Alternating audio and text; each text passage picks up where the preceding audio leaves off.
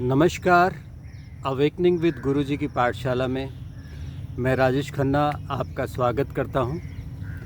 आज की चर्चा में हम बात करेंगे कि हम किस तरह से खुश रहें, क्योंकि हर इंसान इस दुनिया में अपने धन के लिए, पद के लिए, खुशी के लिए ही जीवित है। इन्हीं चीज़ों को चाहता है वो, इन्हीं को हमेशा अपने पास रखना चाहता है, इन्हीं की खुशी से वो खुश होता है। धन मिलता है तो खुश होता है, प्रतिष्ठा मिलती है तो खुश होता है, और प्रतिस्पर्धा में आगे बढ़ता है तो खुश होता है। मकसद क्या? हर चीज़ के पीछे खुशी। आप देखें इस भागती दौड़ती दुनिया को, तो वो सिर्फ 3 चीज़ों के लिए भाग रहा है। प्रतिष्ठा के लिए कि मेरा नाम हो, मेरा पद ऊंचा हो, मैं बहुत शक्तिशाली बनूं, लोग मुझे पहचाने, प्रतिष्ठा चाहता है। उसके बाद प्रतिस्पर्धा, भाग दौड़ रहा है एक बड़ी गाड़ी के लिए, बड़े मुकाम पर पहुंचने के लिए, बड़े पद पर पहुंचने के लिए प्रतिस्पर्धा कर रहा है, दौड़ रहा है। प्रतिष्ठा, प्रतिस्पर्धा, और इसी के कारण वो कभी खुश होता है, कुछ मिल जाता है तो खुश हो जाता है, और नहीं मिलता तो दुखी हो जाता है।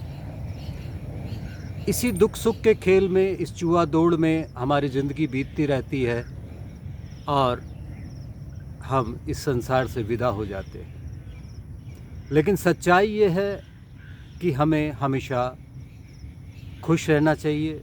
परमात्मा ने जिस हाल में हमें रखा, उस हाल में हमें खुश रहना चाहिए। कुछ ऐसी सोच, कुछ ऐसी समझ हमें बनानी चाहिए कि हम हर हाल में आनंदित रहें, क्योंकि मनुष्य जीवन का असली मकसद धन इकट्ठा करना नहीं, पद इकट्ठा करना नहीं, खुश रहना है, आनंदित रहना है। परमात्मा हमसे यही चाहते हैं कि हम खुश रहें। लेकिन हमारे चाहने भर से ही सब कुछ नहीं होता। कुछ हमारे पास्ट कार्मिक अकाउंट्स, प्रारब्ध, कुछ आज के किए हुए कर्म, कुछ संचित कर्म, कुछ गलत हमारे निर्णय, कुछ गलत हमारी शिक्षाएं, और मैं ये कहूँगा कि हमारा लगातार कुछ ना सीखने का कारण है दुख। हम पैदा होते हैं, बड़े होते हैं, धन कमाने के लिए बहुत कुछ सीखते हैं, लेकिन खुशी के लिए, आनंद के लिए, एक अच्छा जीवन जीने के लिए हम कुछ नहीं सीखते। हम नई किताबें नहीं पढ़ते, नए लोगों के संपर्क में नहीं आते, ऐसे प्रोग्राम्स में नहीं जाते जहाँ पर हमें कुछ सीखने को मिले। हम अगर कुछ सीखना भी चाहते हैं तो वो सीखना चाहते हैं जहाँ से हमें धन लाभ हो। उस धन का क्या करेंगे? वो धन आपके पास आ भी जाएगा तो उसका आप क्या करेंगे अगर आप खुश नहीं रहेंगे? तो मेरा तो ये मानना कि आपके पास धन कम हो, आपके पास प्रतिष्ठा कम हो, आप प्रतिस्पर्धा में पीछे हों, चलेगा, लेकिन आप खुश होने चाहिए। हर हाल में खुशी ही आपका मकसद होना चाहिए, और ये खुशी ही हमको, हमारे जीवन को उल्लास से भर सकती है, आनंद से भर सकती है, और हमें इस जीवन की दौड़ में सफल बना सकती है। हम चाहते हैं धन, और उसके लिए हम पागल हुए जा रहे हैं, और बहुत धनवान लोग हैं जो बहुत अधिक दुखी हैं, डिप्रेशन में हैं, अवसाद में हैं, आत्महत्या कर रहे हैं। अगर धन से, प्रतिष्ठा से, प्रतिस्पर्धा से अगर खुशी मिलती तो वो सब लोग ऐसा ना करते, तो अवसाद, दुख, डिप्रेशन, एंजाइटी यहाँ पर ना होती। कारण समझें, कारण है खुशी, सुख, आनंद, जॉयफुल। वो हम कैसे हो सकते हैं? सबसे पहले तो जो चीज़ हम चाहते हैं वो हमें देना शुरू करना पड़ेगा। अगर हम खुशी चाहते हैं तो हमें खुशी देनी होगी, आनंद चाहते हैं, आनंद देना होगा, और तभी हम खुश रह पाएंगे। मैं किसी को रुलाकर खुश नहीं हो सकता, अगर होऊंगा तो बहुत दुखी रहूँगा, वो खुशी खुशी नहीं होगी। अगर मेरे कारण कोई खुश रहता है तो मैं भी बहुत खुश रह सकता हूँ।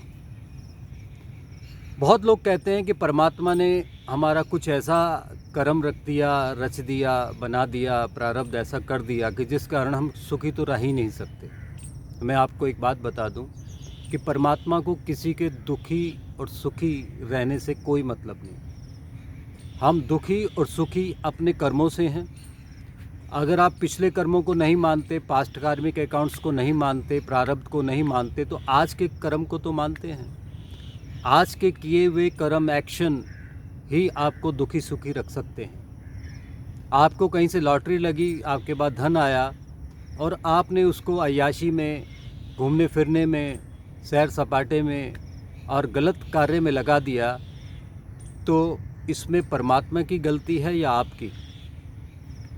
आपको मिला धन, आपने पा लिया वो चीज़, उसके बावजूद अगर आपने खो दिया तो उसमें आपकी गलती है, क्योंकि आपने उसका अरेंजमेंट करने का तरीका गलत करा, गलत तरीके से उसको खर्च कर दिया और अब आप दुखी हैं। तो फिर आप कहेंगे कि भगवान हमें खुश नहीं रखना चाहता। वो तो हमें खुश ही रखना चाहता है।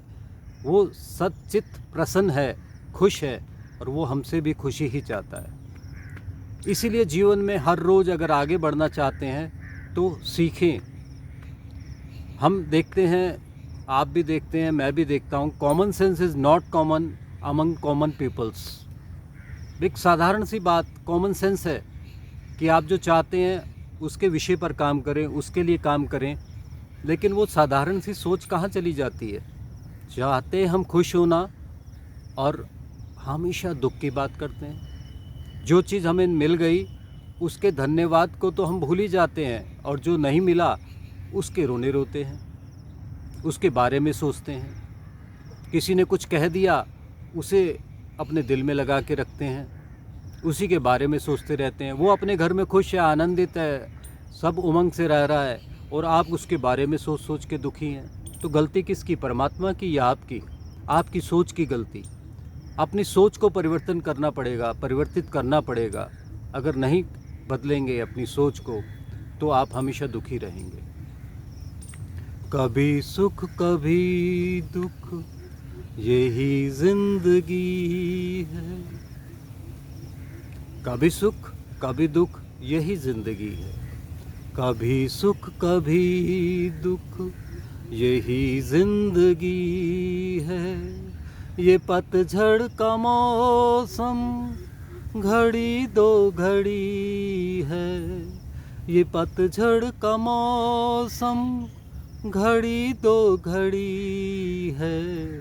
नए फूल कल फिर डगर में खिलेंगे। नए फूल कल फिर डगर में खिलेंगे। उदासी भरे दिन कभी तो ढलेंगे।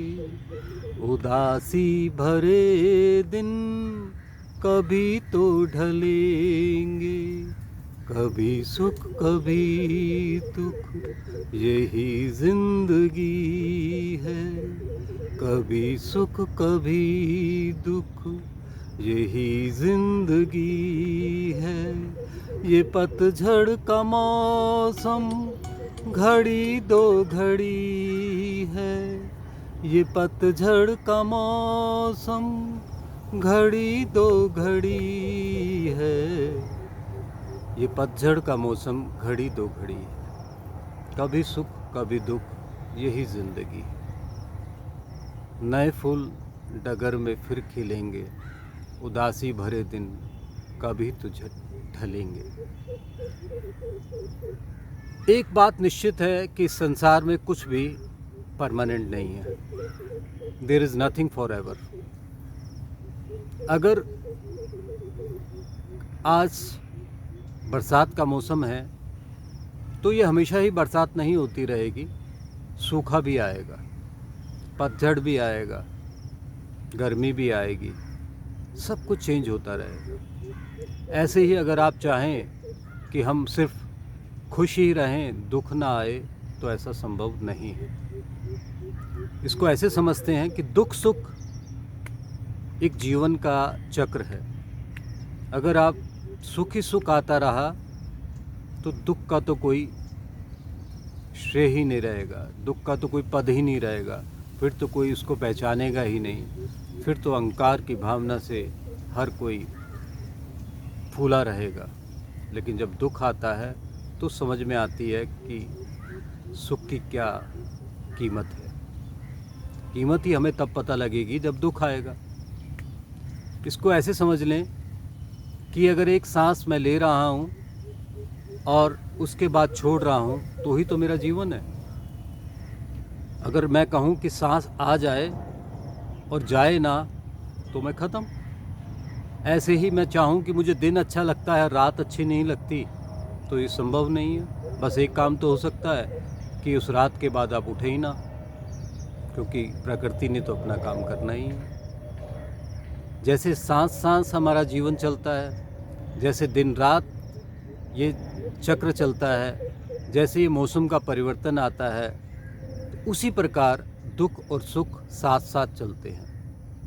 मैं तो ये कहूँगा कि दुख ज़्यादा रहते हैं और सुख कम आते हैं। अब आप कहेंगे कि दुख ज़्यादा क्यों आते हैं? दुख और सुख आते हैं जाते हैं, आते हैं जाते हैं, लेकिन दुख जो है ना वो हमें ज़्यादा याद रहता है, क्योंकि गलत चीज़ें, गलत व्यवहार, गलत आचरण, धोखा या हानि हमें ज़्यादा याद रहती है, चोट हमें ज़्यादा याद रहती है, कटु वचन ज़्यादा याद रहते हैं। लेकिन जो अच्छी चीज़ें हमारे साथ हो जाती हैं हम जल्दी ही भूल जाते हैं। आपने बहुत अच्छा खाना खाया, बहुत स्वादिष्ट लगा, और अगले दिन आपको अच्छा खाना नहीं मिला, स्वादिष्ट नहीं मिला, तो उसका आनंद भूल गए आप। आपको याद क्या रहा? आज का वो कड़वा खाना जो आपको स्वाद नहीं लगा। तो दुख और सुख दोनों आते हैं, लेकिन दुख हमें ज़्यादा हमारे हृदय में लगता है, यानी कि उसकी वेदना ज़्यादा है, उसकी फ्रीक्वेंसी ज़्यादा है, तो ज़्यादा समय तक हमारे अवचेतन मन में रहती है, हमारे दिमाग में रहती है, हमारी सोच में रहती है, हमारे व्यवहार में रहती है। इसी कारण हमें लगता है कि यह संसार दुखों का संसार है। इसको छोटे से लॉजिक से समझिए कि दुख के बाद सुख भी ज़रूर आता है, दिन के बाद रात भी बहुत आती है। रात आती है, काली रात, अंधेरी रात, ऐसा लगता है कि अब तो सुबह होगी ही नहीं, रोशनी होगी ही नहीं। अगर आप जागते रहें तो आपको लगेगा कितनी काली रात है, कितनी लंबी रात है। लेकिन वो अगर हम सो जाते हैं, सो के उठते हैं तो वो सुबह हो जाती है। ऐसे ही दुख इतने काले, इतने भयंकर होते हैं कि ऐसा लगता है ये कभी जाएंगे ही नहीं, ये तो मेरे जीवन के साथ ही जाएंगे। और जब सुख भी आ जाता है, यानी दिन भी आ जाता है, तो उनकी यादों में हम उस दिन का भी आनंद नहीं ले पाते, उस समय का आनंद नहीं ले पाते।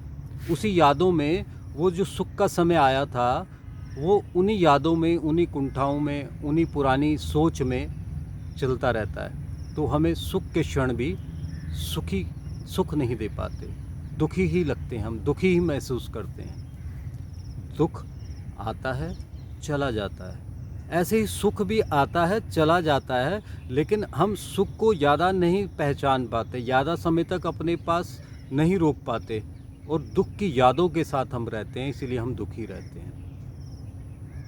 आपके पैर के अंगूठे में हल्की सी चोट लग जाए, पूरा शरीर स्वस्थ है, हर चीज़ ठीक है, लेकिन बार बार रह कर पूरे शरीर याद नहीं आएगा, वो आपको अंगूठे का दर्द याद आएगा, क्योंकि दर्द हम चाहते नहीं, क्योंकि हमारा शरीर कंफर्ट जोन में रहना चाहता है, उसे किसी भी तरह का दर्द नहीं चाहिए। लेकिन दर्द आया तो आप दुखी हैं। आपको बहुत अच्छा खाना भी खाना अच्छा नहीं लगेगा, घूमना भी अच्छा नहीं लगेगा, किसी से बात करना भी अच्छा नहीं लगेगा, बार बार वो दर्द याद आएगा। और आपका बेटा भी आकर उसी दर्द को छेड़ेगा, यानी उसी अंगूठे को टच करेगा। आप चलेंगे तो आपका पैर कुर्सी से लग जाएगा, आप चलेंगे तो आप पलंग पे भी बैठेंगे तो चादर से टच हो जाएगा तो भी दर्द होगा। तो वो दर्द इतना भयंकर नहीं है, लेकिन उस दर्द की हमें आदत नहीं है, उस कारण से वो दर्द हमें ज़्यादा लगता है। हमें लगता है बेटा भी हमारे पास मुझे दर्द ही देने आया है, वो देने नहीं आया, वो रोज़ आपके पैर पे चढ़ता था, लेकिन रोज़ आपके अंगूठे में दर्द नहीं था। उस दिन ज़्यादा दर्द था तो वो आपको फील होता है। आप रोज़ बेड में बैठते हैं, दर्द नहीं होता, लेकिन अंगूठे में दर्द था, वो जैसे ही टच हुआ गद्दे से तो दर्द हुआ। आप रोज़ उस पर्दे के आगे से निकलते हैं, उस कर्टन के आगे से निकलते हैं, वो इलझ गया, वो रोज़ इलझता था, अटकता था, आपको महसूस ही नहीं होता था, लेकिन अब दर्द है तो याद रहता है। तो हम बुरी चीज़ों को ज़्यादा याद रखते हैं, तो हमें अपने पर दया करनी होगी। बुरी चीज़ों को, बुरे विचारों को, बुरे ख्यालों को हमें निकालना होगा, उसको दूर करना होगा, उसकी एक विचारधारा बनानी होगी, उसके बारे में सोचना होगा, एक्शन प्लान लेना होगा, तभी हम खुश रह पाएंगे। खुशी कुछ नहीं, कहीं ऊपर से नहीं उतरी। खुशी एक विचार है, एक संवेदना है, एक भाव है। जैसे कष्ट का भाव है, ऐसी खुशी का भाव है। तो हमें खुशी को ढूंढना नहीं है, खुशी हमारे चारों तरफ है। जब अंगूठे में दर्द है तब भी खुश रहें कि मुझे आज अपने अंगूठे की याद तो आ रही है, वरना इस शरीर में अंगूठा भी है, हमें कभी ध्यान भी नहीं रहता। पैर का अंगूठा भी है, याद ही नहीं रहता। उस दर्द ने हमें अंगूठे को याद करना सिखाया। और ये भी पता है आपको कि कुछ टाइम बाद वो ठीक हो जाएगा, हील हो जाएगा, हमेशा ऐसा दर्द नहीं रहेगा। तो लेकिन हमारा जो मन है ना, दुख के बारे में सोचता रहता है। और बहुत सारे दुख तो ऐसे दुख जो अभी आए ही नहीं, और हो सकता है वो आए भी ना, लेकिन उनके विचारों में ही हम दुखी हैं। ज़्यादातर हमारे दुख हमारे विचार हैं, हमारी सोच है। राही मनवा दुख की चिंता क्यों सताती है, राही मनवा दुख की चिंता क्यों सताती है, दुख तो अपना साथी है। राही मनवा दुख की चिंता क्यों सताती है, दुख तो अपना साथी। सुख है एक छाँव ढलती, आती है जाती है, दुख तो अपना साथी। दुखों के साथ ही हमें जीना है और उसी के साथ हमें खुश भी रहना है और सुखी भी रहना है, सिर्फ अपनी विचारधारा को बदल कर। आप कहेंगे कि हमारे प्रियतम, हमारे खास की मृत्यु हो गई, अब हम खुश रह सकते हैं? हाँ, रहना पड़ेगा। वो उसका पास्ट कार्मिक अकाउंट, वो उसके कर्म, वो उसके अनुसार आया, आपके साथ वो रहा और वो चला गया। तो दुखी नहीं होना, उनके यादों के साथ खुश रहना है। लेकिन खुश कब रह पाओगे? जब वो थे तो आप खुश ही नहीं रहते थे। हर इंसान की अलग अलग फ़िलॉसफी है। जो साथ में है वो अच्छा नहीं लगता, जो नज़र नहीं आता वो खुदा लगता है, वो बहुत अच्छा लगता है। जो दूर है बहुत अच्छा लगता है, जो साथ है वो बुरा लगता है, जब वो चला जाता है तो बहुत ही अच्छा लगता है। हम सब भी जाने वाले हैं, हम सब भी बिछड़ने वाले हैं। करिए प्रेम अपने परिवार से, करिए प्रेम अपने दोस्तों से, सबसे प्रेम करिए। जिस दिन वो चले जाएंगे उस दिन हम आंसू बहाएंगे। कोई गारंटी नहीं आप कितने दिन जीवित रहेंगे, कोई गारंटी नहीं वो कितने दिन जीवित रहेगा। इसलिए हर क्षण प्यार करें, हर पल प्यार करें। किसी से भी मिले तो ऐसे मिलें कि आप आखिरी बार मिल रहे हैं, अगली बार वो आपको शायद ना मिले। आप देख लीजिए जीवन में बहुत लोगों से आप नाराज़ होकर रहे और पता लगा वो इस दुनिया में ही नहीं रहे। आप अब उनसे माफ़ी भी नहीं मांग सकते, आप अब उनसे प्रेम भी नहीं कर सकते, चाह कर भी आप उनको कुछ नहीं कह सकते। इसलिए प्रेम बांटिए, खुश रहिए, किसी से भी मिलिए, बिल्कुल दिल से मिलिए। ऐसे मिलिए कि शायद मैं इससे आखिरी बार मिल रहा हूँ, ये मुझे मिले ना मिले, मैं इसे मिलूँ ना मिलूँ। क्योंकि ये जो जीवन है ये कुछ समय के लिए, कुछ लिमिटेड पीरियड के लिए परमात्मा ने हमें दिया है।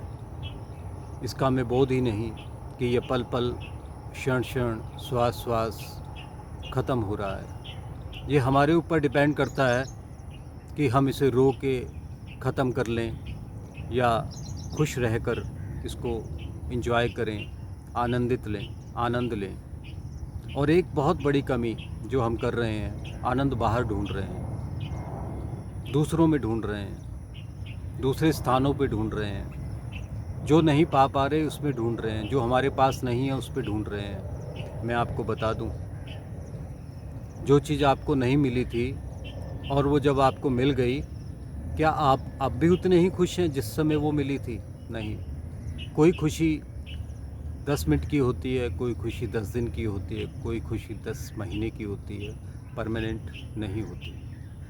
बहुत स्वादिष्ट खाने का आपको मन करा, आपने खा लिया, थोड़ी देर बाद वो ख़त्म। तो कुछ भी परमानेंट नहीं है, there is nothing forever. आनंदित रहें, ना किसी को दुखी करें, ना खुद दुखी हों। चेंज करें अपने को, हर क्षण अपने को चेंज करें, क्योंकि परमात्मा भी हर क्षण परिवर्तित हो रहा है। आपको सिखाता है कि आप 24 घंटे में ही समय देखें कैसे परिवर्तित होता रहता है। ऐसे ही हमारा जीवन परिवर्तित हो रहा है। अभी दुख है, अभी बहुत वेदना है, कष्ट है, हमेशा ऐसा नहीं रहेगा, बदलेगा। गुरु नानक देव जी से मर्दाना ने कहा कि गुरुजी कोई एक ऐसी लाइन इस दीवार पे लिख दीजिए कि जिसे सुखी पढ़े तो दुखी हो जाए और कोई दुखी पढ़े तो सुखी हो जाए।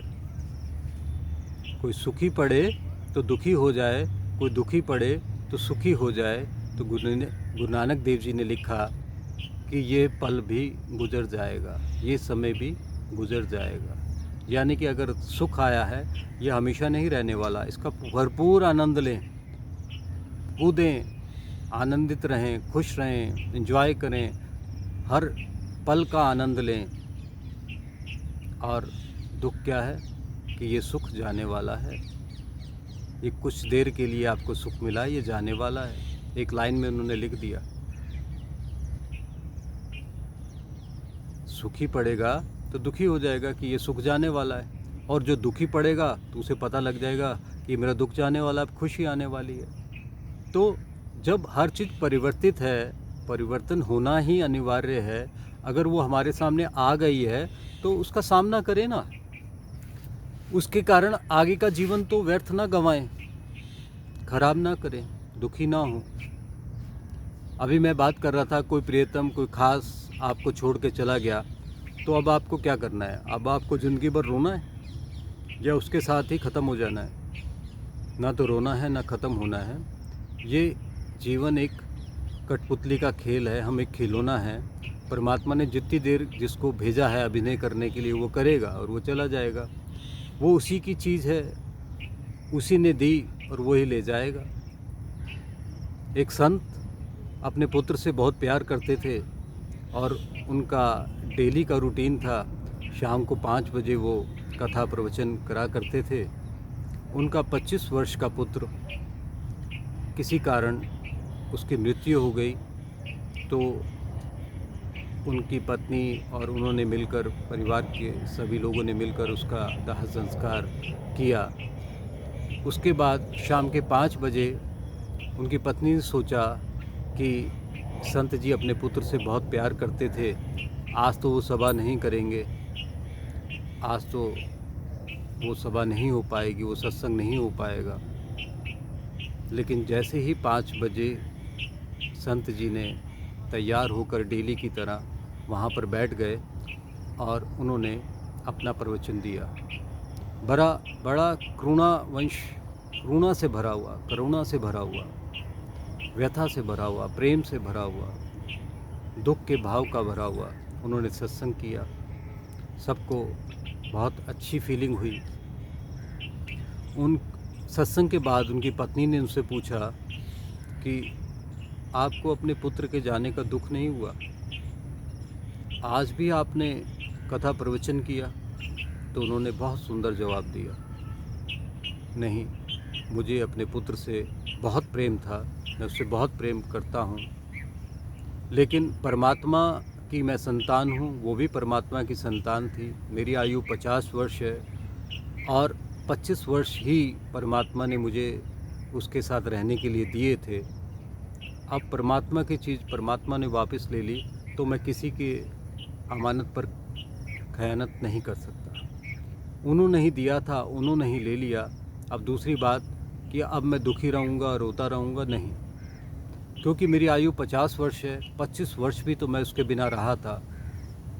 जैसे मैं पहले 25 वर्ष रहा, फिर 25 वर्ष उसके साथ रहा, अब मेरा जितनी आयु है अब भी मैं रहूँगा, उसकी यादों के साथ रहूँगा। यानी कि वो संत क्यों हुए, उन्हें संत क्यों कहा गया? कि वो अटैचमेंट के साथ नहीं जी रहे थे, डिटैचमेंट के साथ जी रहे थे। जिस दिन हम डिटैचमेंट के साथ जिएंगे, तो वो पतित है, वो पवित्र है। और अटैचमेंट के साथ जिएंगे तो पतित है, पाप है। अब मैं आपको बता दूं अटैचमेंट एंड डिटैचमेंट। अटैचमेंट यानी एक फूल है, गुलाब का बहुत सुंदर फूल है, बहुत सुंदर लग रहा है, वो पेड़ पौधे पे लगा हुआ है और आप उसे देखें, प्रकृति ने दिया है, आप उसे देखें तो देखना अटैचमेंट हुआ, बहुत अच्छा लगा आपको। अब आपने उसे तोड़ लिया, आपने सोचा इस खूबसूरती को, इस खुशबू को मैं अपने साथ ले जाऊं, तो ये हुआ अटैचमेंट। आपने उस फूल को तोड़ दिया, वो कुछ समय बाद मुरझा जाएगा, ख़त्म हो जाएगा। आपने क्षणिक आनंद के लिए उस फूल को उस डाली से तोड़ लिया, अटैचमेंट। अगर आप उसे देखें, उसकी खुशबू लें, उसकी खूबसूरती को देखकर खुश हों, वो डिटैचमेंट है। तो हमें प्रकृति के साथ रहना है, संसार के साथ रहना है, संसार की वस्तुओं के साथ रहना है, पुत्र पुत्री के साथ रहना, धन वैभव के साथ रहना है, लेकिन डिटैचमेंट के साथ रहना है। मिल जाएं तो हर्षित रहें, खुश रहें, उत्साहित रहें। अगर किसी कारण से वो छूट जाएं, बिछड़ जाएं, तो भी खुश रहें। यही ईश्वरीय ज्ञान है, यही आनंद की परिभाषा है। दुख है हमारी सोच, हमारे विचार। जो हमें सुख मिला उसी के बारे में सोच कर, वैसा ही सुख को चाह कर हम दुखी रहते हैं। क्योंकि दुख का सुख का कोई पैरामीटर नहीं होता, कोई उसकी माप नहीं होती, कोई उसका निश्चित मार्ग नहीं होता। जैसे जीवन में हम सड़कों पे चलते एक निश्चित मार्ग है, यहाँ से वहाँ तक जाएंगे, इस रोड से जाएंगे, उस रोड से जाएंगे, गूगल मैप से चले जाएंगे आ जाएंगे। लेकिन जीवन का, खुशी का, आनंद का, दुख का कोई फिक्स रास्ता नहीं होता।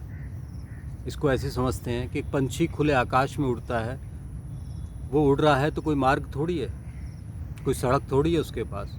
वो दो काम एक साथ करता है, वो उड़ता भी है और मार्ग भी बनाता चलता है। यानी कि वो चलता जा रहा है, मार्ग बनता जा रहा है और वो उड़ता भी जा रहा है। या मछली समुद्र में है, वो तैरती भी जा रही है, यानी मार्ग भी बनाती जा रही है और आगे भी बढ़ती जा रही है। ऐसे ही खुशी है, क्या पता किस मार्ग से आएगी, क्या पता किस मार्ग से दुख आएगा। उसका कोई निश्चित मार्ग नहीं है, कोई निश्चित वे नहीं है कि ऐसे करके ही आएगा। अगर बाहर बारिश हो रही है, किसान दुखी होगा कि मेरी फसल पकी हुई है, मैंने काट के रख रखी है, बारिश हुई है, वो ख़राब हो जाएगी। किसान का बेटा खुश होगा, छोटा बच्चा है, क्या हाँ बारिश आई है, मुझे खेलने को मिल रहा है। सबके अपने अटैचमेंट डिटैचमेंट हैं, सब अपनी तरह से खुश हो रहा है, दुखी हो रहा है। अगर परमात्मा सबके बारे में ऐसे सोचे कि कब बरसात करनी है, नहीं करनी है, तो प्रॉब्लम्स आ जाएंगी। वो अपनी करनी कर रहा है, हमें अपनी करनी है। दुख में ज़्यादा दुखी नहीं होना और सुख में ज़्यादा अहंकारी नहीं होना। हमेशा ये मान के चलना है कि ये पद, प्रतिष्ठा, धन, वैभव, कुर्सी, पुत्र पुत्री, परिवार, ये यौवन, ये आयु, ये शक्ति, ये उम्र, ये काले बाल, ये पूरे दांत, स्वस्थ शरीर हमेशा रहेगा? नहीं रहेगा, बदलेगा, परिवर्तित होगा। एक जवान सोचे कि हमेशा जवान ही रहूं, ऐसा संभव नहीं है, वो बूढ़ा होगा। और बूढ़ा अगर अपनी जवानी को ही सोचता रहेगा तो वो दुखी रहेगा। हर उम्र का आनंद लेना होगा, बचपन का, जवानी का, बुढ़ापे का। दुख कहाँ पर है? बूढ़ा व्यक्ति हमेशा पिछली बातें करेगा, मैंने जवानी में ये किया था, मैंने जवानी में वो किया था। जवान व्यक्ति हमेशा बचपन की बात करेगा कि मैंने बचपन में ये किया था, वो किया था। लेकिन जवान खुश है कि उसने अब सब कुछ पा रहा है, मिल रहा है। वृद्ध दुखी है क्योंकि उसने वो पाकर ख़त्म कर दिया, उस गोल्डन टाइम को उसने बिता दिया। अब मौत सामने है, मृत्यु सामने है, उसका वो सामना नहीं करना चाहता, इसलिए वो बार बार पिछली बातों को याद करता है। हमें भी, हम क्षण प्रतिक्षण वृद्ध हो रहे हैं, बूढ़े हो रहे हैं, हमें भी संसार को छोड़ के जाना है, हमें भी हमेशा इस धरती पर नहीं रहना है। आज से, अभी से ये निर्णय कर लें, ये विचार कर लें कि हमें हर पल का आनंद लेना है। परमात्मा जो भी हमें समय दिखाए उसका हमें खुशी खुशी व्यतीत करना है, खुशी के साथ व्यतीत करना है, खुले दिल से व्यतीत करना है। खिले मत्थे कहते हैं ना पंजाबी में, खिले मत्थे हमें इसे स्वीकार करना है। स्वीकार करें जो हमें मिल रहा है, अस्वीकार करें जो हम पे थोपा जा रहा है। संसार हम पे बहुत कुछ थोप रहा है, अस्वीकार करते हैं, नेगलेक्ट करते हैं। कोई आपका अपमान कर रहा है, वो कर रहा है ना, आप खुद अपमानित ना हो, अपने को अपमानित महसूस ना करें। आपको इतने ज़्यादा प्रतिष्ठावान क्यों समझते हो कि आपको किसी ने कुछ कह दिया, क्या सुबह न्यूज़पेपर में आएगा, क्या न्यूज़ में आएगा, क्या कहीं छप जाएगा क्या? छोड़ो ना। उसका विचार था, उसकी सोच थी, उसका उस दिन की ये सोच थी, वो कहीं दुखी था, उसने आपको कटु वचन बोल दिए, या उसका व्यवहार ही ऐसा है, उसका संस्कार ही ऐसा है। उससे सीख लो ना कि आपको ऐसा नहीं करना। उसने आपके साथ किया तो आप दुखी हुए, आपको नहीं करना अब ऐसा, किसी के साथ भी नहीं करना। सुख दुख आएंगे जाएंगे, आएंगे जाएंगे, इसी के साथ रहना पड़ेगा। कोशिश करें, सुबह उठें, सूर्य को देखें, सूर्य को नमस्कार करें, इस नई सुबह के लिए धन्यवाद कहें। हे परमात्मा, आपने मुझे नई सुबह दी। इस संसार में बहुत सारे व्यक्ति हैं जो रात को सोए, उन्होंने सुबह भी नहीं देखी। आपको बोध हो तो मैं आपको बता दूं कि लाखों व्यक्ति पूरे संसार में सोते हैं और वो उठते नहीं हैं, उनकी सुबह नहीं होती है। आप बहुत खुशकिस्मत होंगे कि आप अगली सुबह उठते हैं, यही खुशी का कारण है। इसे ही खुशी मान लें। और हिंदू धर्म में सूर्य की पूजा क्यों की जाती है, सूर्य को देखकर क्यों प्रसन्न हुआ जाता है, सूर्य नमस्कार क्यों किया जाता है? जो पीली वस्तु होती है, जो पीला रंग होता है, वो हमें खुशी देता है। अगर आप बहुत घोर डिप्रेशन में भी हैं, अवसाद में हैं, दुखी हैं, तो आप रेगुलर सूर्य को देखें, उगते हुए सूर्य को देखें। जब वो बहुत तपिश में ना हो उससे पहले देखें, मौसम के अनुसार। एक हफ्ता ही देखें, आप उसको देखें, खो जाएं उसके अंदर, आनंदित हो जाएं, देखकर प्रफुल्लित हो जाएं, दुनिया से कटे हुए महसूस करें, सिर्फ सूर्य और आप हो जाएं, तो आप देखेगा आपका अवसाद ख़त्म हो जाएगा, एक हफ्ते के अंदर ही ख़त्म हो जाएगा। कहीं से मिल सके तो पीले फूल को ध्यान से देखें, 5 मिनट ध्यान से पीले फूल को देखें, सुबह उठकर देखते रहें, देखते रहें, 21 दिन लगातार देखें।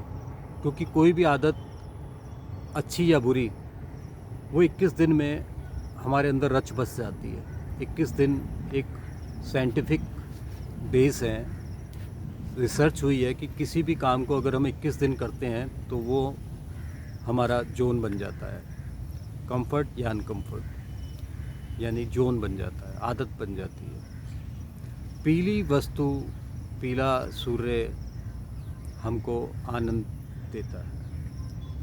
सीरोटोनिन अम्ल होता है जो खुशी देता है, वो आने लगता है। उठें, सूर्य को देखें, नमस्कार करें, कुछ देर योगा करें, एक्सरसाइज करें, शरीर को पूरे हिलाएं डुलाएं, जितना आप कर सकते हैं उतना करें। ये ज़रूरी नहीं है कि जिम ही जाएंगे, 10,000 की मेंबरशिप लेकर जिम जाएंगे तो ही हम एक्सरसाइज कर पाएंगे, या योगा टीचर आएगा तभी हम कर पाएंगे। नहीं, कुछ भी करें, हल्का फुल्का एक्सरसाइज करें, सात्विक खाना खाएं, शरीर के लिए जो अच्छा है वो खाएं, उसके लिए सीखें क्या खाना चाहिए क्या नहीं खाना चाहिए। डस्टबिन बना रखा है हमने अपने पेट को, पता नहीं क्या क्या खाते रहते हैं, हर समय मृत भोजन खाते हैं, डेड भोजन खाते हैं, पैकेट वाली भोजन खाते हैं, सुबह उठते ही चाय पीते हैं, रस खाते हैं, पैकेट वाली नमकीन खाते हैं, पराठे खाते हैं, मक्खन लगा के खाते हैं, तली हुई पूड़ियाँ खाते हैं, भटूरे खाते हैं, पकोड़े खाते हैं। ये सब हमें खुशी नहीं देंगे, दुख देंगे। आप तो बहुत स्वाद में खा रहे हैं, बहुत टेस्ट ला रहा है आपको, ये सब ब्लॉकेज बना रहा है आपको आपके हार्ट को ख़राब कर रहा है, आपको मोटा बना रहा है। जब वो कोई रोग लग जाएगा, आपको ओबेसिटी का रोग लग जाएगा, शुगर हो जाएगी, आर्थराइटिस हो जाएगी, ब्लड प्रेशर हो जाएगा, धन बहुत होगा, प्रतिष्ठा बहुत होगी, प्रतिस्पर्धा में आप आगे होंगे, खुश रह लेंगे आप? नहीं। आज जो मिला हुआ है आपको स्वस्थ शरीर, उसे आप खराब कर रहे हैं स्वाद के कारण, प्लेज़र के कारण। हैप्पीनेस और प्लेज़र दोनों अलग चीज़ें हैं। जैसे कुछ खाने में बहुत आनंद आता है, वो प्लेज़र है, और हैप्पीनेस है खुशी, जो अंदर की अनुभूति है। तो प्लेज़र के लिए ना करें सब कुछ, अति ना खाएं, किसी भी चीज़ की अति ना करें। ये शरीर परमात्मा का दिया हुआ शरीर है, हमारे अंदर परमात्मा रहते हैं। आप देखें, आप अपने परमात्मा को क्या खिला रहे हैं? गुटखा खिला रहे हैं, सिगरेट पिला रहे हैं, शराब पिला रहे हैं, मुर्गा खिला रहे हैं, बकरा खिला रहे हैं, क्या खिला रहे हैं आप उसको? विचारें। वो भी एक खुशी है आपका। अगर शरीर स्वस्थ है तो ही आप खुश रह पाएंगे, तो ही आप स्वस्थ रह पाएंगे। बाहर मत ढूंढिए खुशी को। खुशी हमारे साथ है, खुशी हमारे पास है, खुशी हमारे विचार हैं, खुशी हमारा ज्ञान है। आज टीचर्स डे है, 5 सितंबर 2021। आपके जो भी गुरु हैं, आपके जो भी टीचर हैं, जहाँ से भी आपको ज्ञान मिलता है, आज आप उन्हें नमस्कार करें। आज से एक नई आदत डालें, हर रोज़ बिना सीखे ना सोएं, कुछ नया सीखें, कुछ नया पाएं। धन के लिए नहीं, जीवन के बारे में। ये जो अनमोल जीवन मिला है, किस तरह से हम इसमें स्वस्थ रहें, किस तरह से हम खुश रहें, किस तरह से हमारे कारण लोग खुश रहें, कुछ ऐसी सोच, कुछ ऐसी विचारधारा को आप बनाएं। अपनी हॉबी को जगाएं। ऐसे नहीं आए और चले गए और फिर बाद में कहें कि मेरा जीवन कोरा कागज़, कोरा ही रह गया। किसने कहा कोरा रहेगा? कलम आपके हाथ में है। जन्म परमात्मा ने दिया, मृत्यु परमात्मा देंगे। जो बीच का समय है, आपको अपनी कलम से उन कोरे कागज़ों को भरना है। अपनी हॉबी को जगाएं, कुछ अच्छा सीखें, कुछ अच्छा सीख कर किसी को सिखाएं। यही आनंद है। किसी को देना ही आनंद है, पाना ही आनंद नहीं है, देना भी आनंद है। देते रहें, सुखी होते रहें, सबको खुश रखने का प्रयास करें, आप भी खुश रहें। ये चर्चा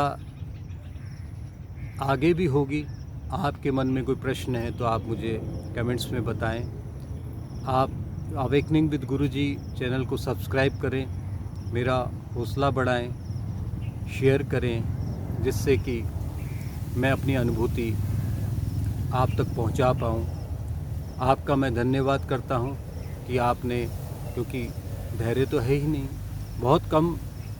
बहुत अधिक धैर्यवान व्यक्ति ही होगा जिसने ये वीडियो यहाँ तक देखी होगी।